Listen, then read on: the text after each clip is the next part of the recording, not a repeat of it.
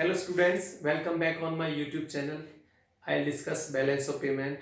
Before this, I have already uploaded two videos to relating balance of payment chapter. वैसे तो small chapter है, but फिर भी इस वीडियो में ये हमारा चैप्टर क्या है कंप्लीट हो जाएगा. So let's start with the current account and capital account. However, I have already explained in my previous videos कि current account क्या है and capital account क्या है, but फिर भी थोड़ा फिर से देख लेते हैं कि करंट अकाउंट और कैपिटल अकाउंट क्या है. तो जिन लोगों ने 11th क्लास में फाइनेंशियल स्टेटमेंट चैप्टर किया है अकाउंटेंसी के अंदर, तो उस अकाउंट में आपको पता है हम एक प्रॉफिट एंड लॉस अकाउंट बनाते हैं जिसमें दो तरीके के अकाउंट होते हैं, ट्रेडिंग और एक प्रॉफिट एंड लॉस अकाउंट. और आपको ये भी ध्यान होगा जो ट्रेडिंग वाला बैलेंस था उसको नीचे फॉरवर्ड करते थे, कैरी फॉरवर्ड करते थे उस बैलेंस को. रिमेंबर कुछ उसी तरीके से हमारा ये जो बैलेंस ऑफ पेमेंट अकाउंट है, ऐसे उसके भी टू पार्ट्स हैं. ठीक है, और उसका भी जो जैसे मैंने बताया था ट्रेडिंग के बैलेंस को फॉरवर्ड कर देते हैं, ऐसे ही करंट अकाउंट के बैलेंस को भी कैपिटल अकाउंट बैलेंस में फॉरवर्ड कर देते हैं. करंट अकाउंट में कौन से ट्रांजैक्शंस आते हैं, कैपिटल अकाउंट में कौन कौन से ट्रांजैक्शंस आते हैं, एक बार फिर से देख लो. जिन भी ये हमारे जो 4 इकोनॉमिक ट्रांजैक्शंस है मेनली, ठीक है, आपको पता है जिनको हम क्लासिफाई कर देते हैं विजिबल ट्रांजैक्शंस में, इनविजिबल में,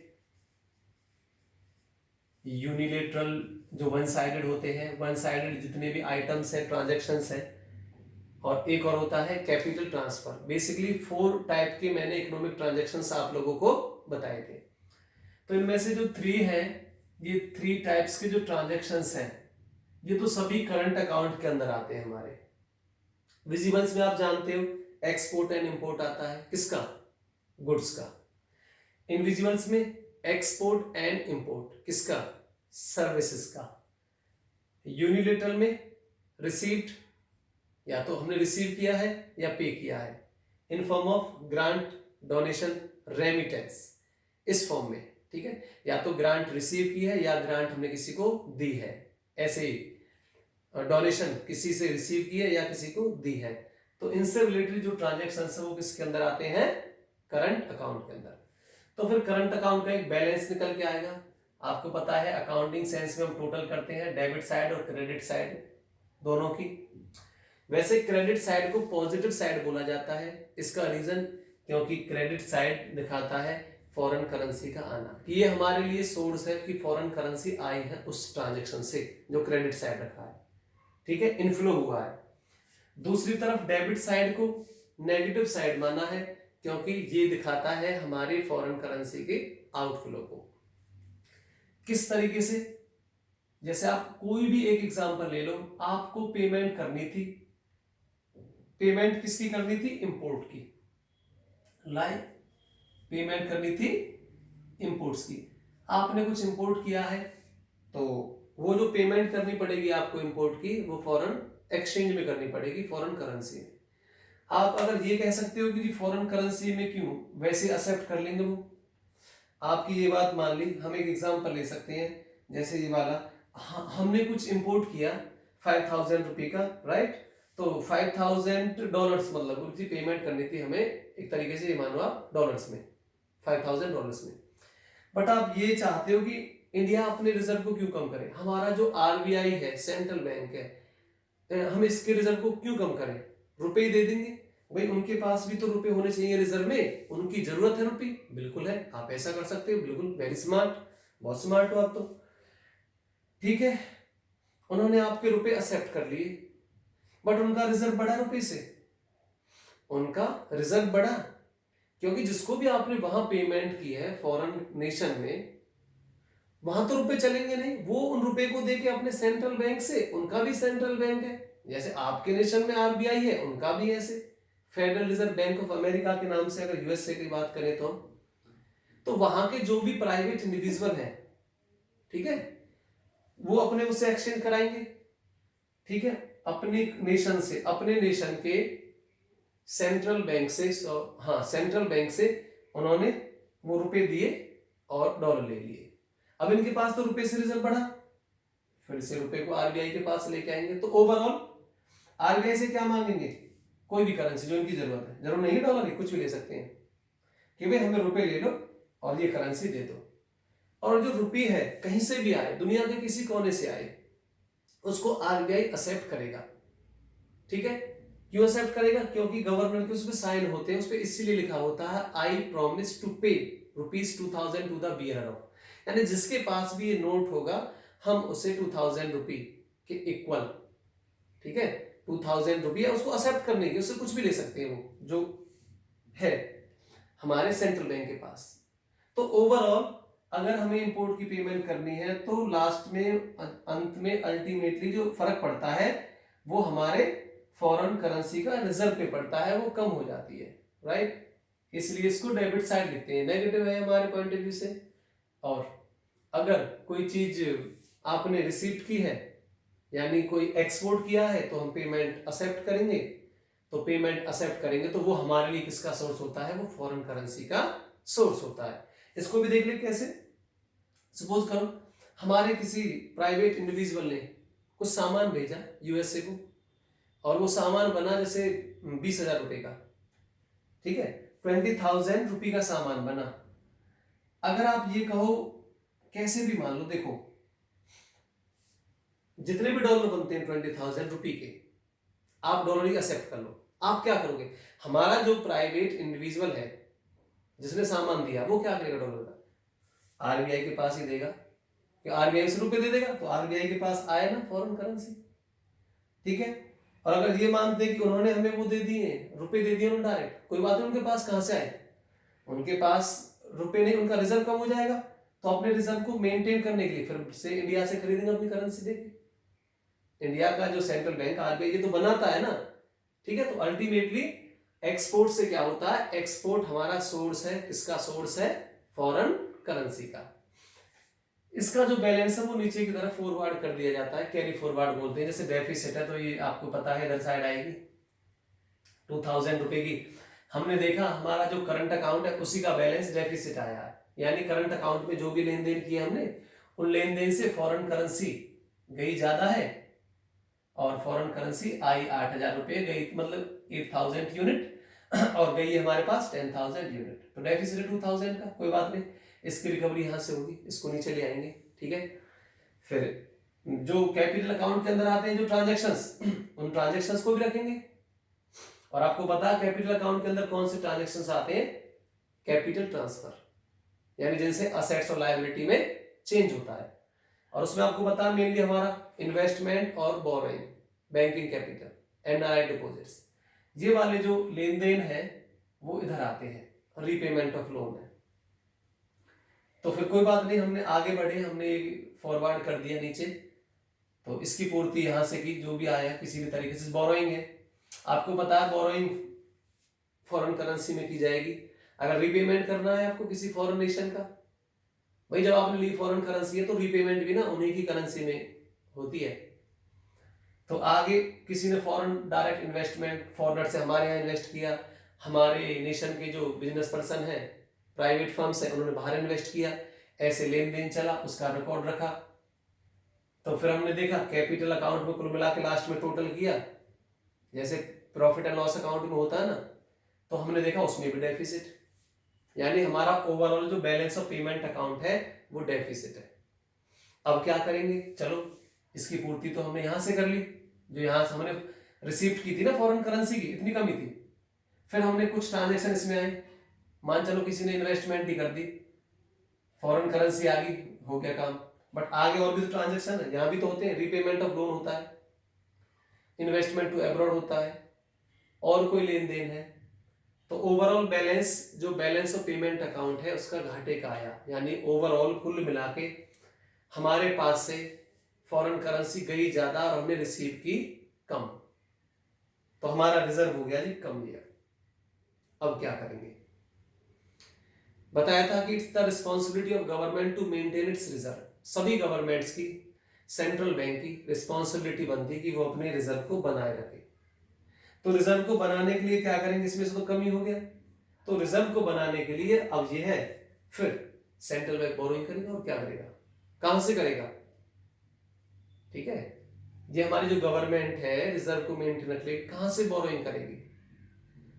अब इसको फिर लेना पड़ेगा या तो फॉरेक्स रिजर्व से, या फिर आईएमएफ, मेन सोर्स आईएमएफ है इनका, इंटरनेशनल जो मॉनेटरी फंड है, वहां से बोरोइंग करेंगे जो भी करेंसी की कमी आई है इनके पास, या फिर कोई फॉरेन अथॉरिटीज है यानी किसी नेशन की जो गवर्नमेंट है उससे बोरोइंग करेंगे उनकी करेंसी।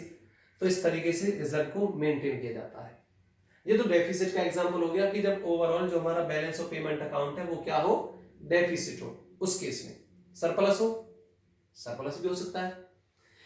सरप्लस का मतलब क्या है, surplus of balance of payment account, surplus का मतलब है कि जो हमने रिसीव्ड की है ज्यादा, फॉरेन करेंसी हमारे पास ज्यादा आई है, ठीक है, और गई कम है, तो कोई बात नहीं, आपका रिजर्व ज्यादा हो गया अबकी बार फॉरेन करेंसी से, तो कोई बात नहीं, जो उधार ले रखा था उसकी पेमेंट कर दो अबकी बार, ठीक है। आपने जो उधार ले रखा था, किसी से आपने फॉरेन करेंसी ले रखी थी किसी नेशन से, उस नेशन की वापस कर दो। तो इस तरीके से एडजस्टमेंट हो जाती है बैलेंस ऑफ पेमेंट अकाउंट की, अगर वो डेफिसिट है या सरप्लस है। इसमें एक और चीज, जैसे नॉर्मली वो अकाउंटेंसी का पार्ट है, एक एरर्स एंड ओमिशंस भी होता है, एरर्स एंड ओमिशंस, भूल चूक। कई बार बहुत सारे लेन देन होते हैं, प्राइवेट इंडिविजुअल, इतनी बड़ी कंट्री है, इतने बड़े लेन देन होते हैं लोगों से, तो कुछ एंट्रीज रह भी जाती हैं रियल लाइफ में जब बात करते हैं, तो उसके लिए भी प्रोविजन बनाया हुआ है इन्होंने एरर्स एंड ओमिशन के नाम से। अकाउंटेंसी में आपने पढ़ा होगा 11th क्लास में, जब ये बैलेंस ऑफ पेमेंट का ओवरऑल हम अकाउंट बनाते हैं तो वो डेबिट साइड और क्रेडिट साइड इक्वल नहीं होती है, तो कुछ एरर्स और ओमिशंस के नाम से भी डालते हैं कि इतनी भूल चूक होगी, ठीक है। अब वो देखना पड़ेगा किधर साइड डालेंगे, कहीं भी डाल सकते हैं, वो इधर भी हो सकती है कि वो हो सकता है इतनी ज्यादा आ गई पता नहीं चला, इधर भी कहीं भी, ठीक है, एक उसका प्रोविजन और है। तो ये अकाउंट की बात होगी हमारी, फिर से एक बार current account and capital account. आगे बढ़ते हैं, हमारे जितने भी ट्रांजेक्शन्स है, वैसे 4 टाइप्स के ट्रांजेक्शन मैंने आपको बताए हैं, विजिबल, इनविजिबल, यूनिलेटरल और कैपिटल ट्रांसफर। इनमें से, इन ट्रांजेक्शन्स में से ही हम ट्रांजेक्शन्स को कैटेगराइज कर सकते हैं as autonomous items and accommodating items. I repeat, इन ट्रांजेक्शन्स में से ही हम कुछ ट्रांजेक्शन्स को कैटेगराइज कर देते हैं ऑटोनोमस और कुछ को कर देते हैं अकोमोडेटिंग आइटम, मतलब कि कुछ ये अलग चीज है, ये इनसे अलग है, तो कैपिटल हो गया, करंट हो गया। अब इनमें जो हमने ट्रांजेक्शन कर रखी है ना, repayment of loan, borrowing, foreign direct investment, banking capital, import export of goods services, grant given, grant received, इन्हीं ट्रांजेक्शन्स में से अब हमें फाइंड करने हैं ऑटोनोमस एंड अकोमोडेटिव। तो ऑटोनोमस आइटम्स, ऑटोनोमस ट्रांजेक्शन्स क्या होती है? बेसिकली ऑटोनोमस ट्रांजेक्शन्स को डिफाइन किया जाता है कि autonomous transactions are those items या those transactions which are done for a profit motive, ठीक है। जो प्रॉफिट के मोटिव से जो ट्रांजैक्शन किए जाते हैं उनको क्या बोलते हैं हम? ऑटोनोमस ट्रांजैक्शंस बोलते हैं। अब आप ये सोच रहे होंगे कि क्या कोई ऐसा भी ट्रांजैक्शन है कि जिसका मोटिव प्रॉफिट नहीं हो? बिल्कुल, कई बार होता है ऐसा। आपको पता है, अगर ग्रांट एंड डोनेशन की बात करें, ग्रांट और डोनेशन की बात करें, गिफ्ट की बात करें, तो बताओ क्या मोटिव है? क्या प्रॉफिट मोटिव था? बिल्कुल प्रॉफिट मोटिव नहीं था। तो कुछ ऐसे भी लेन देन होते हैं जिनका प्रॉफिट मोटिव नहीं होता है। तो अभी हमें ये देखना पड़ेगा कि क्या है। बाकी पहले आप ये देखो कि इसकी जो डेफिनेशन थी ना, due to some economic motive such as profit, ये मैंने हाफ लिखा है कि आपको एक्सप्लेन करने के लिए। तो ऑटोनोमस आइटम्स वो होते हैं जो प्रॉफिट मोटिव से की जाती है। जैसे एक्सपोर्ट किया आपने गुड का, आपने इंपोर्ट किया है सर्विसेज गुड्स, प्रॉफिट मोटिव होता है इनका, तो सभी ही ऑटोनोमस ट्रांजैक्शंस है। फिर उसके बाद साथ ही साथ ये देख लेते हैं अकोमोडेटिंग आइटम्स क्या है। जस्ट इसका अपोजिट लिख देंगे कि अकोमोडेटिंग आइटम्स या transactions are those which are not done to profit motive, जिनका प्रॉफिट मोटिव नहीं होता है, प्रॉफिट को लेके वो नहीं किए जाते हैं। फिर आप कहोगे फिर और क्या मोटिव हो सकता, कुछ और। बेसिकली इन अकाउंट में जो इम्बैलेंस होता है, डिसइक्विलिब्रियम हो सकता है उसको कंप्लीट करने के लिए ऐसे कुछ लेन देन किए जाए, ठीक है, उसको बोलते हैं अकोमोडेटिंग ट्रांजैक्शंस या अकोमोडेटिंग आइटम्स। क्योंकि मैंने आपको बताया था जब आपका बैलेंस ऑफ पेमेंट अकाउंट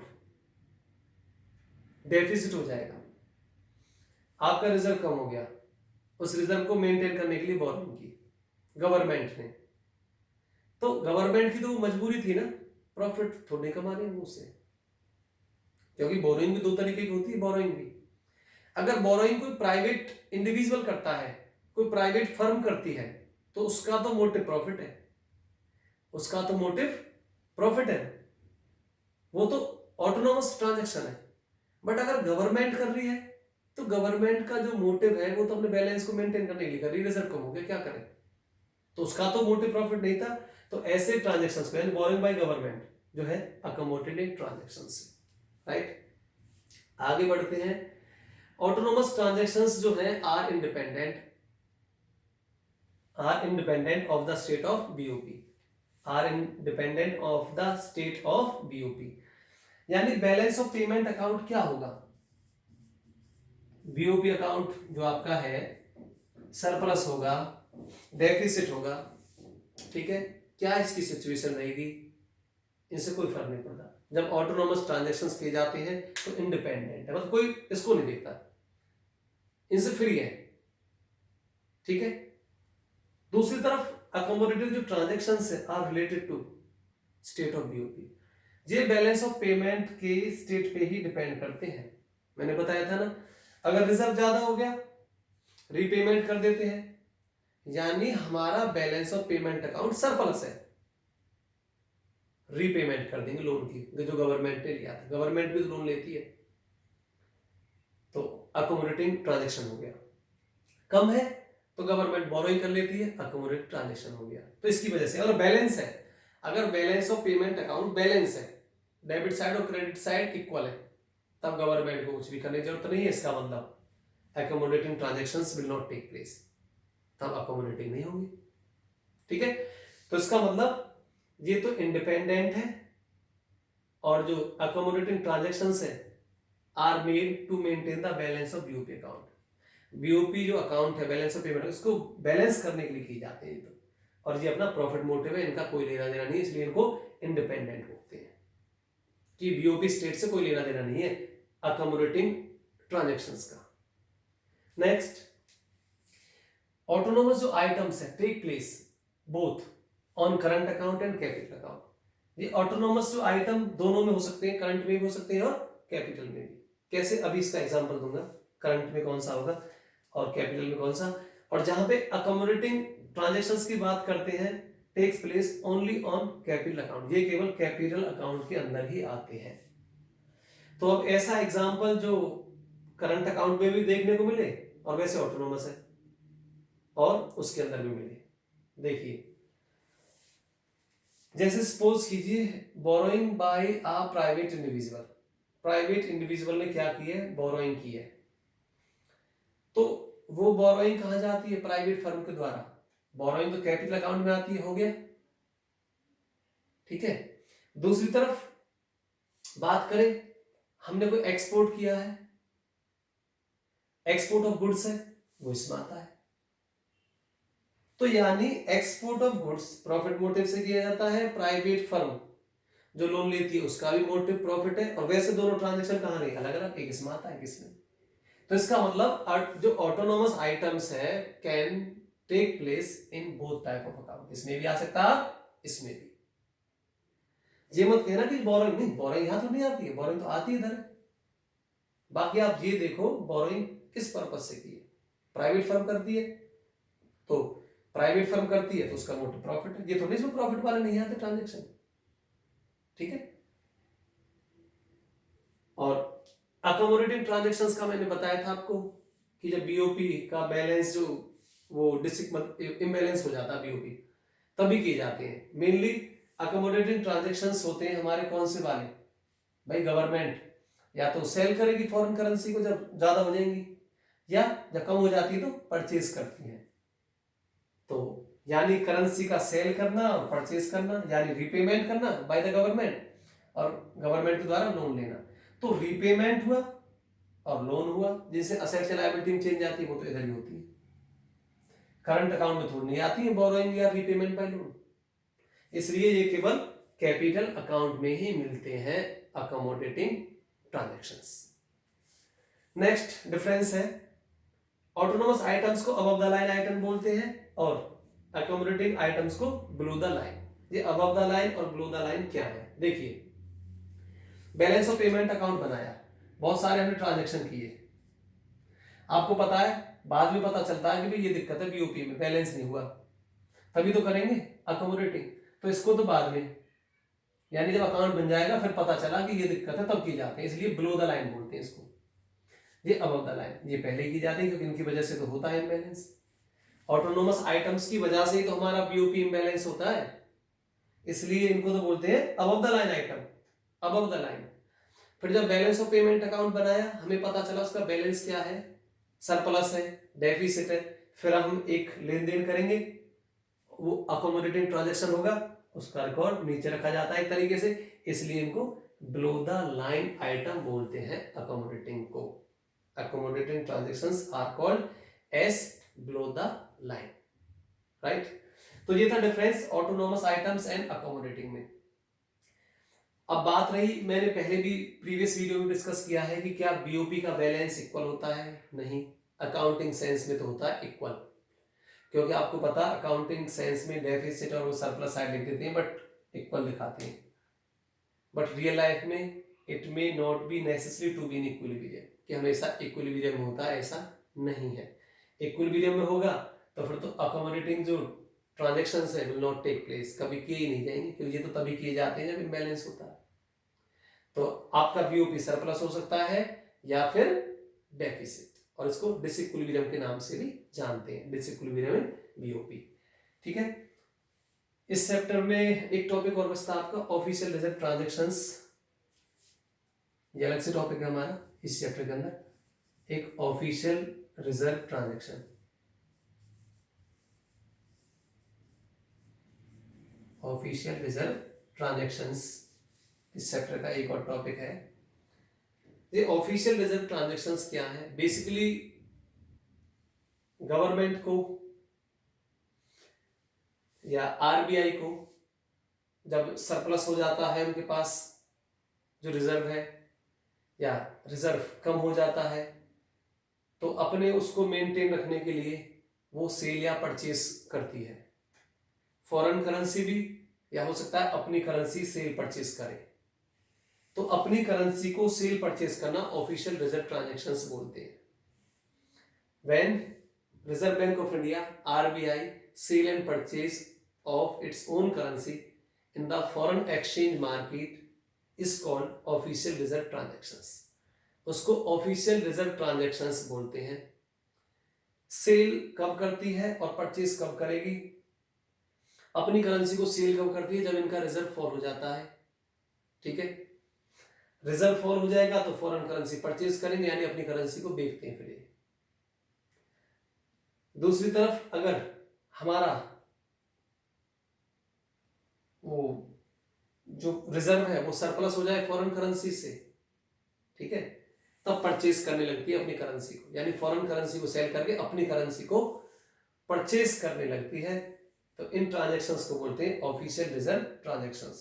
अपनी करेंसी सेल और परचेज करना से भी इनको बेनिफिट होता है, इनकी जो करेंसी की वैल्यू है वो स्ट्रांग हो जाती है, एप्रिशिएट और डेप्रिशिएट होने में काम करता है वो। अगर आप अपनी करेंसी को सेल करोगे इट मीन सप्लाई, तब तो आपकी वैल्यू कम होगी। अगर आप अपनी करेंसी खरीदोगे इन इंटरनेशनल मार्केट, तब आपकी वैल्यू स्ट्रांग होगी। ठीक है, तो इस तरीके से ये हेल्पफुल है for the government to manage currency value, इसको बोलते हैं ऑफिशियल रिजर्व ट्रांजैक्शंस। स्मॉल सा चैप्टर था, कुछ ही टॉपिक थे। ठीक है, ये हमारा चैप्टर इसी वीडियो के साथ कंप्लीट है। इसमें से किस तरीके के क्वेश्चन आते हैं, किस तरीके के क्वेश्चन अब तक पूछे गए हैं, will be discussed in my next video. एक वीडियो और चैप्टर से रिलेटेड जिसमें I am going to discuss about the questions कि which type of questions have been asked in CBSE examination so far, और किस तरीके की उम्मीद है कि आगे जाके क्वेश्चन पूछे जाए। ठीक है, तब तक आप इस वीडियो को देखते रहिए, और रिमेंबर अगर एक बार समझ नहीं आता है तो 2 बार देखिए, क्योंकि स्टार्टिंग में कोई भी चीज़ है, एक यूटिलिटी का लॉ बताया था मैंने, यूटिलिटी का लॉ ये एक्सेप्शन है उसका कि स्टडी है ये ऐसी चीज़ है, अगर इसको बार बार देखते हैं तब ज़्यादा समझ में आती है, एक बार ही समझ में नहीं आता है। और एक और बात, अगर आपने चैनल सब्सक्राइब नहीं किया है तो मेरा चैनल सब्सक्राइब कीजिए और उसे भी कराइए। Thank you and have a good day.